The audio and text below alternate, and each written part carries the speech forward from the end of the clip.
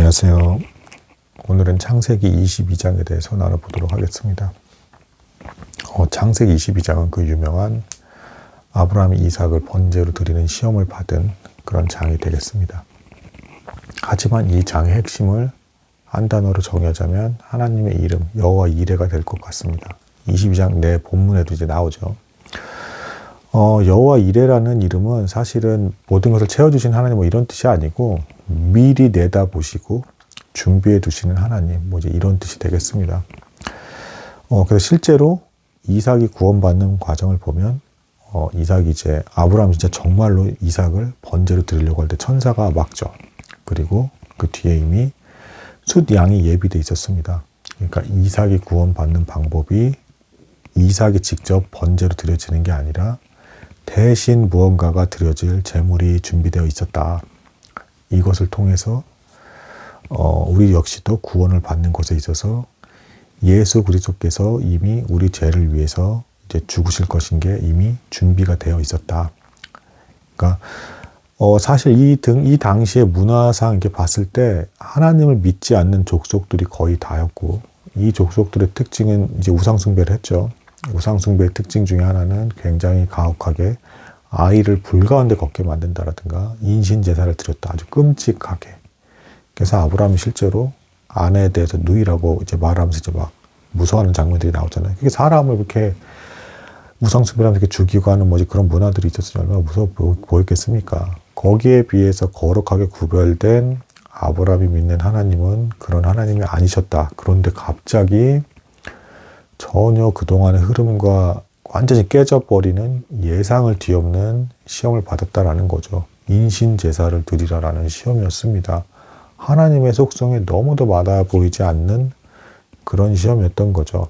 근데 이제 그런 시험을 보여주신 이유는 그 전장에서 갈라디아서를 통해서 하나님께서 모형적으로 사건들을 해석해서 보여주시는 것처럼 이 22장도 구약의 수준에 맞게 모형으로서 우리에게 예수 그리스도를 계시해 주시고 계신다.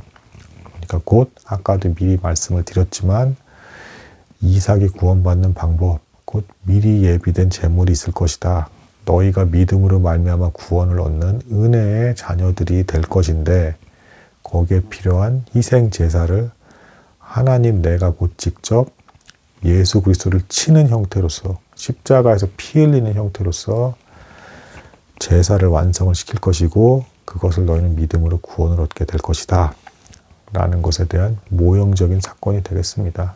뭐 여기에 대해서 이제 다양한 어떤 설교 형태로 아브라함이 복을 받았기 때문에 하나님의 심정을 깨닫기 위해서 비슷한 형태의 시험을 받았다라든가 번제가 너무 끔찍한 건데 이것까지 각을 뜨고 막 팔다리를 나누고 껍질을 벗기고 이런 것까지 이렇게 해서 엄청난 시험을 받은 거다. 이런 것들을 어떤 아브라함의 개인의 포커스를 두고 너무 집중을 한다라던가 혹은 이제 물론 야고보서랑도 연결이 되기도 하죠. 행함 없는 믿음은 죽은 믿음에서 아브라함이 이제 행했기 때문에 구원을 얻은 게 아니냐. 그러니까 정확히는 이런 거죠. 참된 믿음을 너희가 지니고 있다라고 한다 그러면 믿음의 경중은 있겠지만 거기에 합당한 순종의 행동이 안 나올 수가 없다. 그것이 안 보인다라고 한다 그러면 너희는 이제 거짓 믿음을 지니고 있는 것이다. 라고 해가지고 야고보서도 이제 그런 식으로 연결해서 경고하기도 하죠. 아무튼 그렇지만 핵심은 어쨌든 개인의 초점을 맞춘다기보다는 그 이전 장 21장에서도 갈라디아서가 신약의 갈라디아서가 구약을 해석할 때 모형적인 사건을 해석을 하는 것처럼 22장도 그런 포커스에서 보는 게 가장 안전하고 정확해 보인다라는 겁니다. 그래서 여호와 이레 하나님께서 우리가 죄로 말미암아 죽을 상황에 놓인 이 상태에서 이미 미리 보시고 화목하게끔 만들 재물을 예배해 두고 계셨다. 그게 예수 그리스도시다. 이삭이 구원받는 방식을 통해서 그걸 볼 수 있다라는 겁니다.